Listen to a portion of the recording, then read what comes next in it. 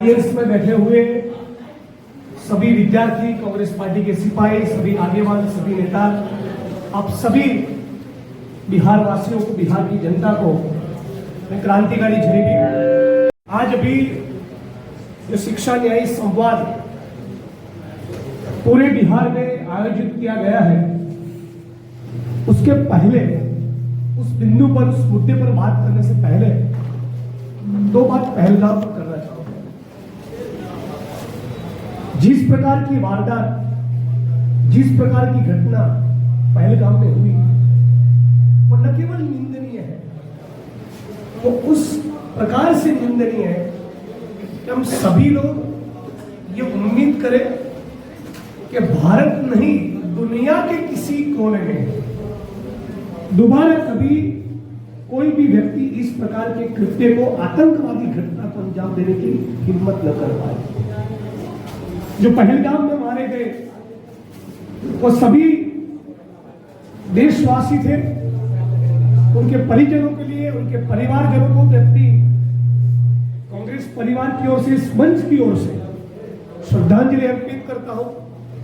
मैं उनको भी अपनी श्रद्धांजलि देता हूं जिन जवानों ने सिरा तान कर मातृभूमि की रक्षा के लिए बलिदान दिया। लेकिन आज वक्त आ गया है कि हम सभी भारतवासी, हिंदू, मुस्लिम, सिख, ईसाई, सारे लोग मिलकर अपने अपने जिलों में, अपने अपने तहसील में, अपने अपने गांव में, अपने शहरों में, अपने मोहल्लों में भारत की सरकार को सवाल पूछे कि पहलगाम में और पुलवामा में मोदी की सरकार इतनी निकम्मी क्यों हो गई? क्यों मोदी और अमित शाह के रहते हुए पुलवामा में और पहलगाम में इतने बेगुनाह लोग क्यों मारे गए?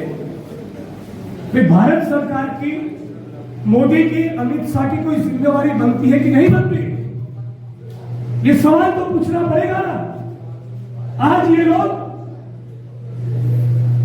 तिरंगा यात्रा लेकर जो घटना हुई, उसका दूध का दूध और पानी का पानी करने के बजाय जो राहुल जी डिमांड कर रहे हैं, इस डिमांड के मुताबिक भारत के पार्लियामेंट में एक विशेष सत्र बुलाकर सच्चाई बताने के बजाय तिरंगा यात्रा लेकर देश की जनता को गुमराह करने की, और जो घटना हुई है उसका बिहार के चुनाव में और पूरे देश में आरएसएस को, भाजपा को फायदा कैसे हो, उस चक्कर में ये लोग लगे हुए हैं। ये अपने आप में बेहद शर्मनाक है। और इसीलिए मैं मांग करता हूं, जो मांग कांग्रेस पार्टी ने की, राहुल जी ने की, अमेरिका कौन होता है बीच में टांग अड़ाने वाला? ये सवाल हमको जन जन तक पहुंचाना।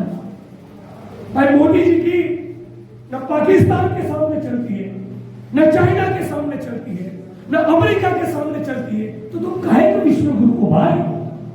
तो सवाल हमको पूछना पड़ेगा। और डोनाल्ड ट्रंप खुलकर कह रहा है, डोनाल्ड ट्रंप ये कह रहा है कि मैंने दोनों राष्ट्र को बताया,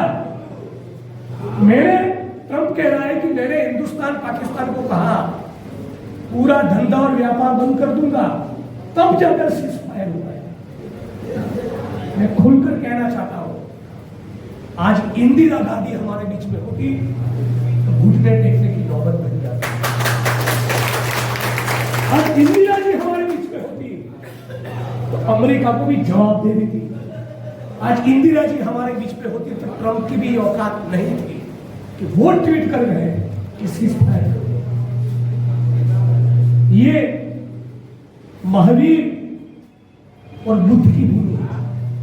हम लोग भी कोई हिंसा का समर्थन कभी नहीं करते, लेकिन जब मैसेज देने की जरूरत आती है तो मैसेज भी देना पड़ता है।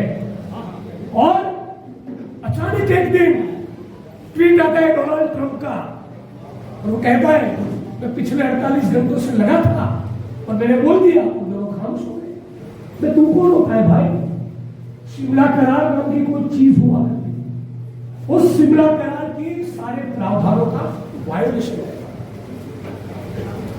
और सत्यपाल मलिक जो गोवा जम्मू कश्मीर के गवर्नर हैं, वो पुलवामा के बाद से लगातार बोल रहे हैं कि 1 दर्जन से ज्यादा गुप्तचर विभाग के इंटेलिजेंस डिपार्टमेंट के रिपोर्ट है कि हमारे जवानों को सड़क के इस रास्ते से लेकर मत जाओ। बार बार कह रहे थे, मालूम है कितनी बार कहा? 4 महीने तक हमारे आर्मी ने भारत की सरकार को, गृह मंत्रालय को लिखा है, लगातार एक साथ 4 महीना, और फिर भी उनको एयरलिफ्ट करके हवाई मार्ग से जिस रास्ते में जोखिम था आतंकी हमले होने का, वहां से हवाई मार्ग से नहीं लेके गए, उसी सड़क पर से गुजरने के लिए हमारे जवानों को मजबूर किया। और नतीजा ये आया कि हम लोगों ने हमारे जवानों तो इसके लिए तो मोदी और अमित शाह की जिम्मेवारी फिक्स होनी चाहिए कि नहीं? इस बात को बिहार के जन जन तक पहुंचाना पड़ेगा कि नहीं? ये सवाल तो पूछना पड़ेगा ना कि तुम 56 इंच के सीने का दावा करते हो, तुम बड़े विश्व गुरु बनने निकले हो, लेकिन अमेरिका, पाकिस्तान और चाइना के सामने तुम्हारी एक नहीं चलती। तुमने घुटने टेक लिए। तुम्हारे रहते हुए पुलवामा भी हुआ, तुम्हारे रहते हुए पहलगाम भी हुआ, और तुम्हारे रहते हुए सरहद पर हमारे जवान मारे भी गए। इसकी जिम्मेवारी मोदी और अमित शाह नाम के दोनों गुजरातियों की है। ये एक गुजराती खुलकर कहता है। और जब लोकतंत्र पर हमला हो, जब संविधान पर हमला हो, तो बिहार के स्टूडेंट्स की, बिहार के युवाओं की जिम्मेवारी यह भी बनती है कि खुद के लिए नौकरी मांगने के साथ साथ मुल्क को बचाने की लड़ाई के लिए सड़क पर उतरे। शहीद आजम भगत सिंह की धरती है कि भारत भूमि। 23 साल की उम्र में सुखदेव, चंद्रशेखर आजाद, भगत सिंह, राजगुरु, यतीन्द्रनाथ दास, राम प्रसाद बिस्मिल, अशफाकुल्लाह खान, ये सब 20-25 साल के युवा थे। इन सभी ने इस भारत भूमि के लिए बलिदान दे दिए।